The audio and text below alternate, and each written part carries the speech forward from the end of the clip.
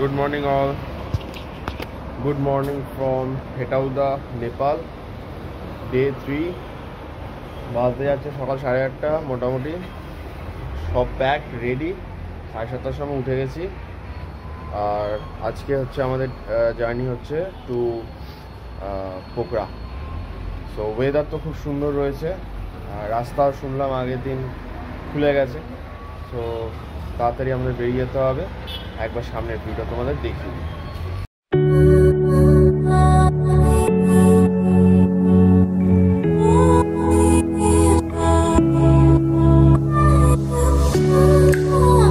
নমস্কার বন্ধুরা, আশা করি সবাই তোমরা ভালো আছো, আমরাও ভালো আছি। চলো তাহলে বেশি অপেক্ষা না করে আজকের পর্ব শুরু করা যাক। আজ আমরা হেতাউদা থেকে পোখরার উদ্দেশ্যে জার্নি করব। পর্বের শেষে থাকছে সুন্দর পোখরার নাইট লাইফ, পোখরার পৌঁছে কোথায় থাকবে, খাওয়া দাওয়া কোথায় করবে, তার সমস্ত বিবরণ। গতকাল রাতে হোটেলে 4 জন বাঙালি রাইডারের সঙ্গে অবশ্য পরিচয় হয়েছিল। তাদের থেকেই গোটা রুটের একটা ধারণা পাই। ওরা গতকালই জমসম থেকে সোজা হেটাউদা এসে পৌঁছেছিল। ওরা আজ কলকাতার উদ্দেশ্যে যাত্রা শুরু করছে। 2 লেন হাইওয়ে, পরিষ্কার আকাশ, তাপমাত্রা একটু একটু করে কমছিল। রাস্তায় সে অর্থে কোনো ট্রাফিকও পাইনি। যাই হোক, গাড়ি গতকালই ফুয়েল আপ করে রেখেছিলাম। চলতে চলতে দেখলাম মোটামুটি 250 কিলোমিটারের একটা ডিস্টেন্স দিচ্ছে। তো ঠিক করলাম যে ঠিক আছে, 150 কিলোমিটার গিয়ে না হয় আবার ফুয়েল আপ করানো যাবে। একটু এগোতে বাদিকে আমরা লক্ষ্য করলাম নেপালের বিখ্যাত নদী কালীগণ্ডকী বা কালীগণ্ডক নদী। যদিও নদীর জলের রঙে ধোঁয়াশা, মাটির রঙের। আসলে 2 দিন আগে ফ্লাডের জন্য নদীতে মাটি কাদা এগুলো সব মিশে গিয়ে বয়ে নিয়ে যাচ্ছিল, তাই জন্য আসল রঙটা বোঝাই যাচ্ছে না। এই গণ্ডক নদী, যার উৎপত্তি স্থল হচ্ছে নেপালের মুস্তাং জেলার নুবাইন হিমবাহ থেকে। এটা 20,564 ফিট উচ্চতায় তিব্বত সীমান্তে অবস্থিত। গণ্ডক নদী কিন্তু নেপালের অন্যতম প্রধান নদী, যেটা পুরোপুরি 46,300 কিলোমিটার অঞ্চল নিয়ে বয়ে চলেছে। আর এই নদীর অববাহিকায় 3টে বড় বড় পর্বত আছে। একটা হচ্ছে মানসলু, একটা ধৌলাগিরি, একটা অন্নপূর্ণা ম্যাসিভ। চিতওয়ানের দেবঘাট ত্রিশুলির নদীর সঙ্গমস্থলে মিশে এর নাম হয়েছে আবার নারায়ণী নদী। আবার যখন ভারতে প্রবেশ করেছে তখন ফের গণ্ডক নাম নিয়ে প্রবাহিত হয়েছে। এটা আমরা এই পর্বেই পরে আমি দেখাবো। সাপের মতো পাহাড়ি রাস্তা দিয়ে আমরা আবার এগোতে শুরু করলাম। তবে চলতে চলতে প্রচুর কাশফুলের দেখাও পাচ্ছিলাম। প্রকৃতি বুঝিয়ে দিচ্ছিল যে দুর্গাপুজো কিন্তু সামনেই। চলতে চলতে এসে একটু দাঁড়িয়েছি। সকালে প্রথম চা এখানে এখন খাওয়া হচ্ছে। আর এই হচ্ছে আমাদের কর্ণ, আর এই হচ্ছে এখানের এক্সপিডিশন বাইক। ওয়াও, আলাদাই। নেপালের রুটি খেতে খেতে সাথে 2 কাপ চা পেটে নামিয়ে কোমর পিঠ একটু টান টান করে আমরা আবার বেরিয়ে পড়লাম। আমরা যে হাইওয়ে ধরে যাচ্ছি সেটা হচ্ছে মহেন্দ্র হাইওয়ে। হোটেল থেকে শুরু করে প্রায় 90 কিলোমিটার মতো চলে এসেছিলাম। আজকে যাত্রার দূরত্ব টোটাল হলো 200 কিলোমিটার। পাহাড়ে 200 কিলোমিটার কিন্তু মুখের কথা নয়। গুগল ম্যাপ বলছে ঠিকই যে 5.5 ঘন্টার মতো লাগবে, কিন্তু আমাদের পূর্ব অভিজ্ঞতা বলছে আমাদের 7 ঘন্টার মতো লেগে যেতে পারে। মিশকালো রাস্তা, চারিদিকে সবুজ পাহাড়, নীল আকাশ, রাস্তা যেন পাহাড় চিরে চলে গেছে। এই রাস্তা ধরে এক এক করে বেলুয়া, ভান্দ্রা, প্রগতিপুর পেরিয়ে মুগলিংয়ে দিমে এগোচ্ছিলাম।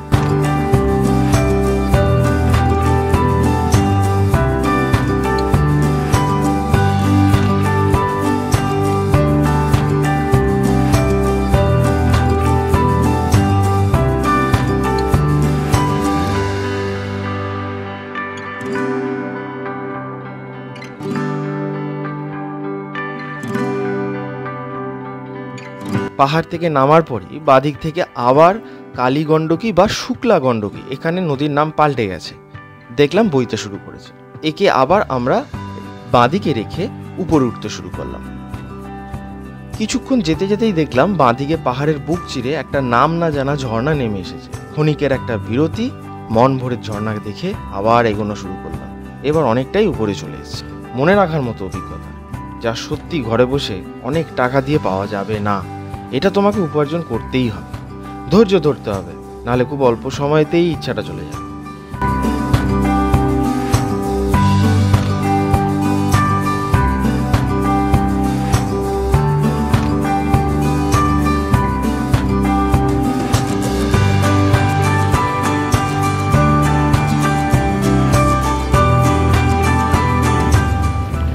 দেওরালি জাস্ট ক্রস করে একটা জায়গাতে, মানে দেওরালি জাস্ট ক্রস করে এসে দাঁড়িয়েছি।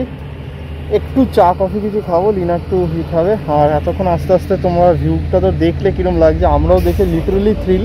এবার এখান থেকে তোমাদেরকে ফিশ টেলের একটা লুকস দিচ্ছি, আমি হোপ তোমরা দেখতে পাবে। দিস ইজ মাউন্ট ফিশ টেল। ক্যামেরাটা পরিষ্কার করে দিই।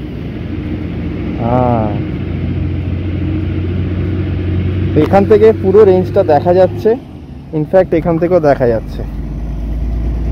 অসাধারণ, মানে কি বলবো। সো একবার দেখি যে আমরা কোথায় এসে দাঁড়ালাম। ঠিক আছে, ওই ওদিকটা থেকে আসছিলাম, স্ট্রেট ওদিকটা থেকে আসছিলাম, স্ট্রেট এদিকে বেরিয়ে যাব, আর এইখানে এসে দাঁড়িয়েছি।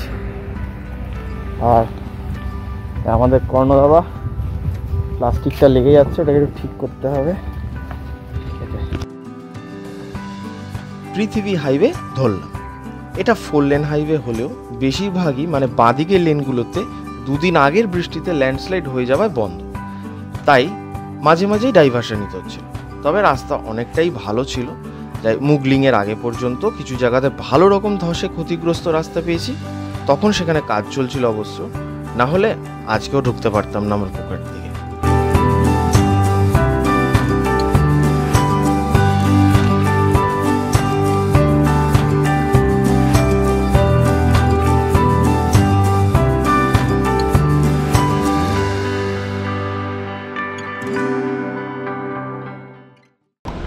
তো এই যে রাস্তাটা আসছে, আমরা এই পেছনটা দিয়ে আসলাম, এটা সোজা চলে গেলে কাঠমান্ডু। আর এই ওই সোজা একটু মাথাটা সরা, সোজা চলে গেলে কাঠমান্ডু। এই মোড়টা থেকে এদিকে ঘুরে গেলে এই সোজা রাস্তা হচ্ছে পোখরা। অ্যাজ এ ম্যাপ যেরকম দেখে, এই যে এইখানটা থেকে সোজা চলে গেলে ওদিকে কাঠমান্ডু।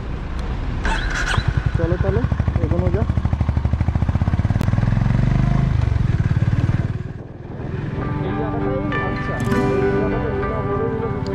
মুগলিং থেকে বাঁদিক নিয়ে সোজা NH-03 বা পৃথিবী হাইওয়ে ধরে এগোতে শুরু করলাম। এই মুগলিং হলো দারাউডি নদী এবং যে ত্রিশূলী নদী, এই দুটো সঙ্গমস্থল।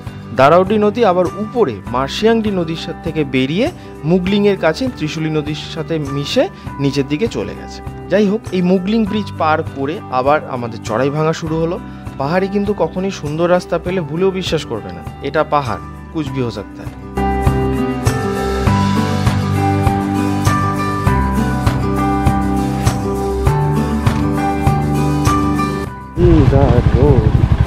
আমার কিছু খারাপ নয়, ম্যানেজেবল।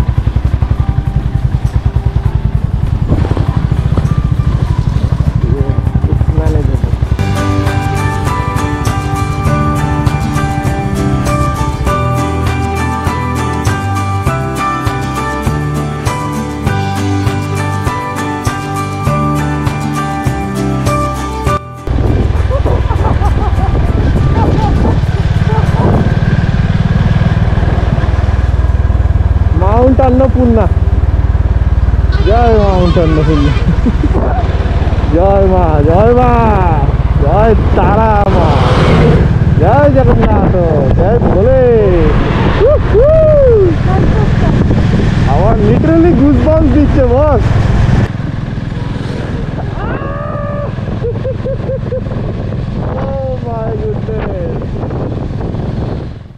মাউন্ট অন্নপূর্ণার দেখা পাওয়াতে 133 কোটি দেবতাকে প্রণাম ঠুকে রাস্তায় আবার ফিরলাম। একটা বয়সের পর সত্যি দেখবে উচ্ছ্বাস জিনিসটা কমে যায়, অথবা একটু উচ্ছ্বাস দেখানোর পরেই মনে হয় যে যেটা করতে এসেছি সেখানে মনোসংযোগ করি, কিংবা শান্ত হয়ে যায় মানুষ। মন থেকে যেটা চাইবে, যেটা স্বতন্ত্র ভাবনা, কারোর সাথে কোনো মিল নেই, সেটা যখন দেখবে বাস্তবে মিলে যাচ্ছে বা হয়ে যাচ্ছে, সেই মুহূর্তটা শুধুমাত্র তোমারই বস। তখন আলাদাই একটা প্রশান্তি কাজ করে। এতদিন মুভিতে, ছবিতে বা সিনিয়রদের থেকে শুনেছিলাম সেই পর্বতের দর্শন আজ এভাবে চলতে চলতে পাবো, সেটা কি কখনো ভেবে এসেছিলাম? এতক্ষণ পর্যন্ত হন্ডার পারফরমেন্স নিয়ে কোনো সংশয় নেই। ছোটোখাটো অফ রোড পাহাড়ের হাইওয়েতে মোটামুটি 80-90-তে আরামে ক্রুজ করে চলছিল। মাউন্ট अन्नपूर्णा, ও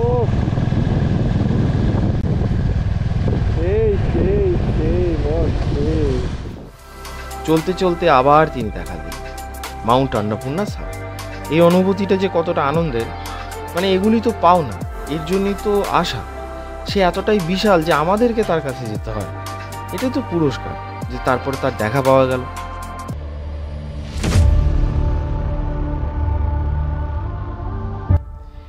এবার রাস্তা একটু একটু করে কঠিন হতে শুরু করলো।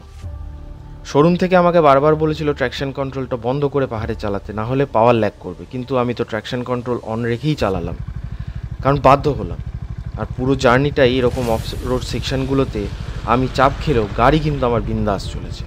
এটা সম্পূর্ণ আমার নিজস্ব মতামত অবশ্যই, তবে রাস্তার যে গর্তগুলো সেগুলো বোঝাই যাচ্ছিল না। কাদা তো না, যেন মনে হচ্ছিল গলে যাওয়া চকলেট।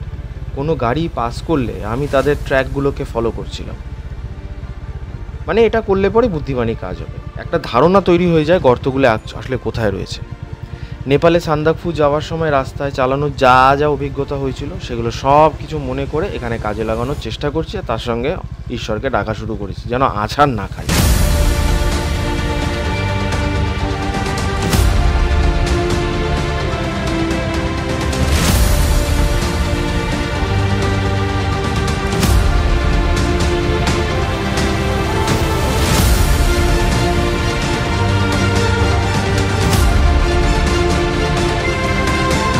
মুস্তাং যাব আর এন্ট্রেন্স এক্সাম দেবো না, তা কি হয় নাকি? এরকম পিচ্ছিল রাস্তা, তার সঙ্গে আবার শুরু হলো ঢালে নামা, একে বাঘের ভয় তার উপরে সন্ধে।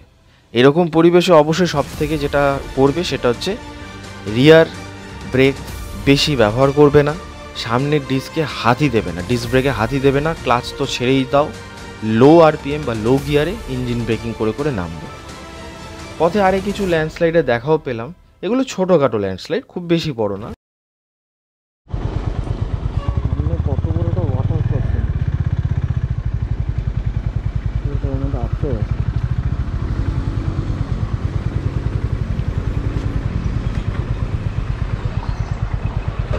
তো এখানে এসেছিলাম, খেলাম, আমরা ওদিকটা থেকে এসেছি, রোড কন্ডিশন যথেষ্ট খারাপ, ল্যান্ডস্লাইড রয়েছে, এরকম আরও হয়ে আছে। এখানটা দাঁড়িয়েছি খেতে, আর ঠিক তার পেছনেই মাউন্ট অন্নপূর্ণার একটা পিক দেখা যাচ্ছে, একটা বিউটি, নাইস। এবার যেখানে আমরা এসে দাঁড়ালাম সেই জায়গাটা হচ্ছে গলচে পানি। দুজনে 2 প্লেট করে নুডলস আর চা খেয়ে দুপুরে লাঞ্চটা এখানেই সারলাম। এখানে চা 50 টাকা করে নিয়েছিল, অবশ্যই নেপালি মুদ্রায়।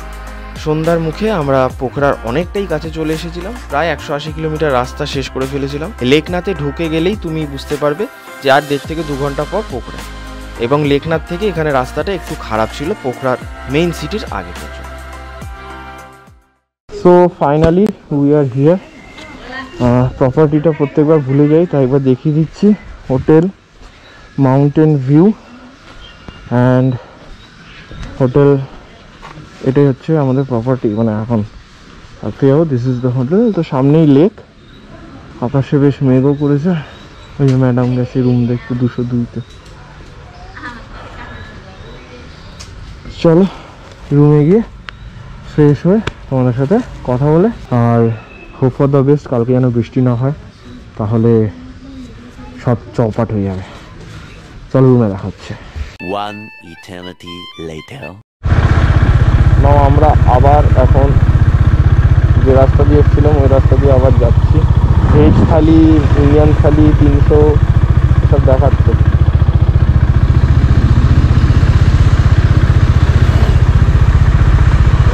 ভালো, বেশ সুন্দর, নাইস। পোখরা ইটস গুড, মানে আমি গ্যাংটকের থেকেও বেটার বলবো। আহা পোখরা, আমরা দেখলাম তাকে রাতের বেলা। সারি সারি দোকান, পাব, অ্যান্টিকের শপ, কি নেই, যা চাইবে তাই পাবে। এখানে চতুর্দিকে পর্যটকরা ঘুরে বেড়াচ্ছে, বিদেশি পর্যটকরা ঘুরে বেড়াচ্ছে, ওখানকার লোকালসরা ঘুরে বেড়াচ্ছে, এবং সবাই খুব ধৈর্যস্থভাবে ঘুরে বেড়াচ্ছে। ধীরে ধীরে নাইট লাইফ জেগে উঠছে পোখরাতে। সুন্দর পরিষ্কার একদম ছবির মতো সাজানো একটা শহর, একটুকরো নোংরা কোথাও পড়েনি।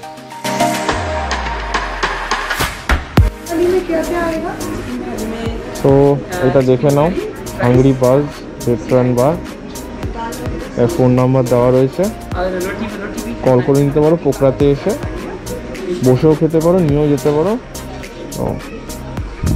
আমরা যে পোখরায় ঘুরছিলাম রাস্তাটাতে, ওখানে একটা মোড় আসলো, আচ্ছা, আমি ডাইরেক্ট যাওয়ার সময় দেখাবো।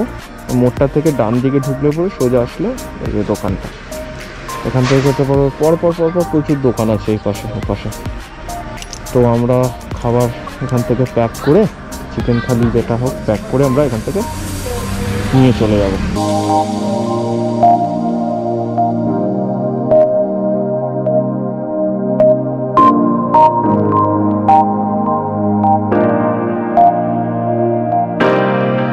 কোনো জ্যাম নেই, কোনো রকম ফুটপাতের দোকান নেই, কিছু নেই। সত্যি ভীষণই পাহাড়ে একদম ছবির মতো সাজানো একটা দুর্দান্ত জায়গা হচ্ছে পোখরা। আমি অবশ্যই বলবো পোখরাতে যদি কেউ আসো, অন্তত একটা গোটা দিন তোমরা পোখরাতে।